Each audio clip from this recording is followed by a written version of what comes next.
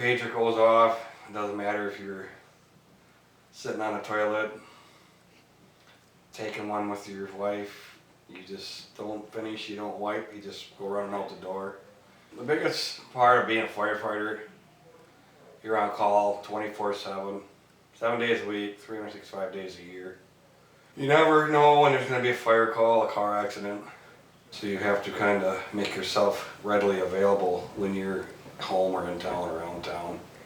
To become a firefighter in Michigan, you must attend a 200-hour class and take a state certified test.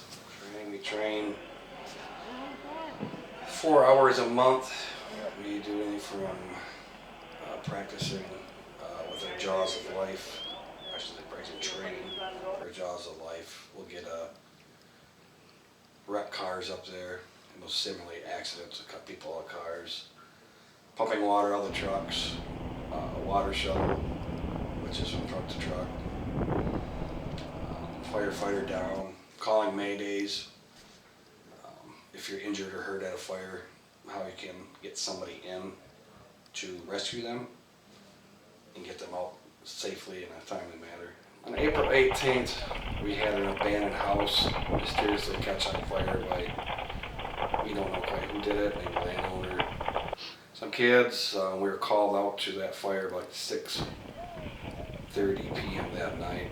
Upon arriving, the biggest thing we try to do is secure the scene and basically size up the scene to protect basically people and property. We see there could be a problem about the smoke crossing the road. Since the house is so close to the road, we tried to reroute traffic for some time until we got the house fire under control.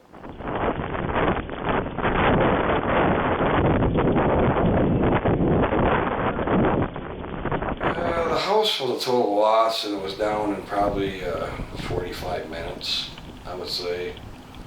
So basically we just tried to keep the outside walls cool, and we knew it was an abandoned house, so we didn't put nobody in harm's way, put them in there. So we basically let the fire burn itself out, but we tried to control it by cooling the outside walls.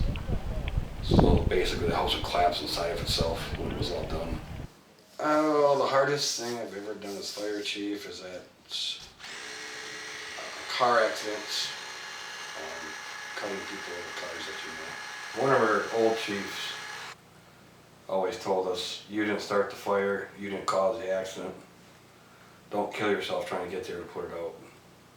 My biggest thing, whoever I take to the fire, I want to bring them back. Probably one of the biggest adrenaline rushes you get. Just that adrenaline you're going through. Hurry up, get in your vehicle, go to the fire hall, put your turnout clothes on, get in the truck.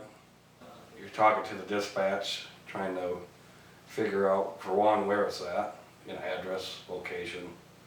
Upon arrival, when you get there, as my job as a chief, I have to size it up. I have to delegate people and jobs, which we have assistant chiefs, we have captains, we have lieutenants.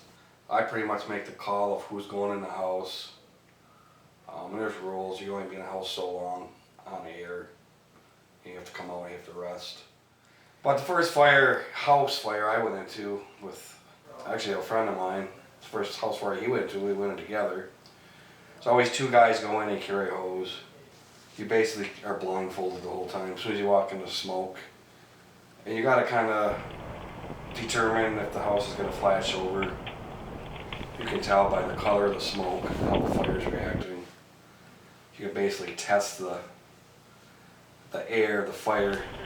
You can spray water, there's a lot of different things you can do. Of course, when you open up a door from the outside, you're feeling the fire. The house we went to was this 2-story house. Nobody was home at the time, but we were trying to get into it to protect the property. It was not a total loss, but how you fight a fire, you fight it from the inside out. Some people don't do that, they go from the outside in. You can't get to the origin of the fire. But it's basically probably the closest thing to hell you're ever going to see is a house where you can't see, you go off your sense of feel, touch. And that's when your training comes into play. You determine how safe it is to keep going, where you have to exit the house.